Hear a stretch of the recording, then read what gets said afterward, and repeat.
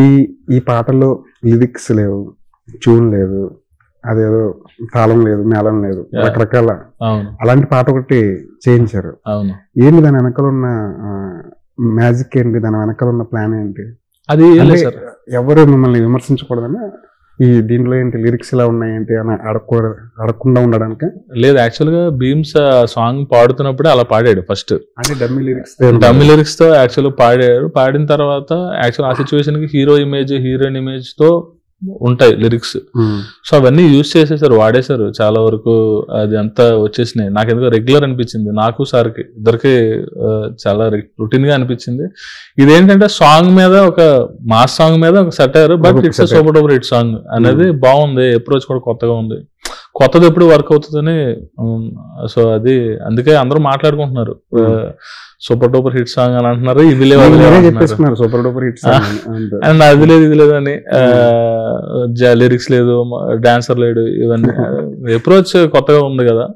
So అందుకనే try చేసాం, work అయింది. ఇది సామాజిక వర్గం సినిమాలో కులశేఖర్ అనే ట్రాక్ మొత్తం చాలా హిలేరియస్ గా వర్కౌట్ అయింది. ఇలాంటి సినిమాలో, ఈ సినిమాలో కూడా అలాంటి ట్రాక్స్ ఏమన్నా ప్లాన్ చేశారు?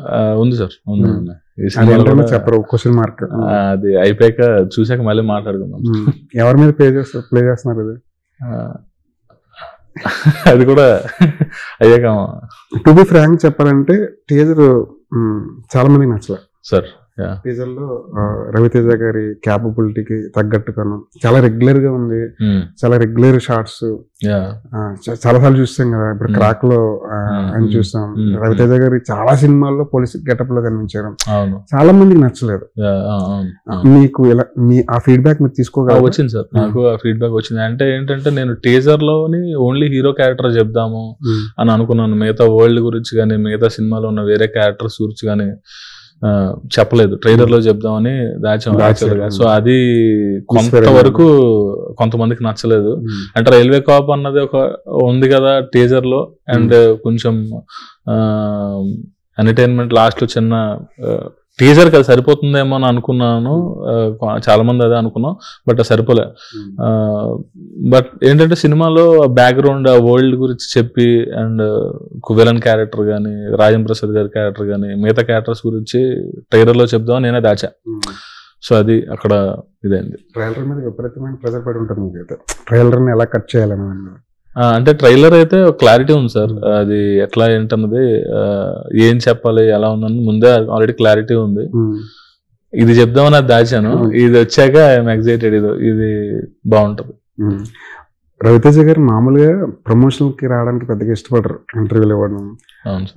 మీరు ఒక చిన్న స్కిట్ కూడా చేయించారు హైపర్ తోటి.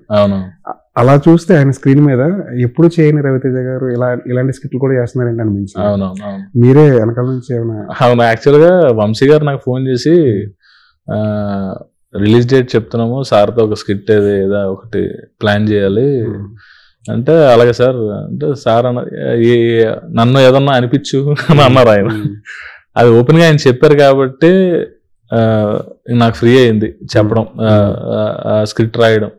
ఏంటంటే ఫోన్ చేసి ఎక్కడ దుబాయ్లో ఉన్నావు, ఎక్కడ ఉన్నావు, ఇలా ఉంది కదా ట్రోలింగ్ ఆయన మీద. ఆయన పర్మిషన్ తోనే వేసాం అది వర్క్. అండ్ మనమే చెప్పేసుకుంటే ఇన్ని రిలీజ్ డేట్లు ఇన్ని మారినాయి అని చాలా మంది అంటున్నారు కదా. సో ఇన్ని రిలీజ్ డేట్లు అవి మారినాయి, మనమే ఒకటి చెప్పేసి ఇంక దేవుడి మీద ఒట్టేసి వచ్చేస్తున్నాం 31st అని చెప్తే అయిపోద్దని అలా ప్లాన్ చేసాం.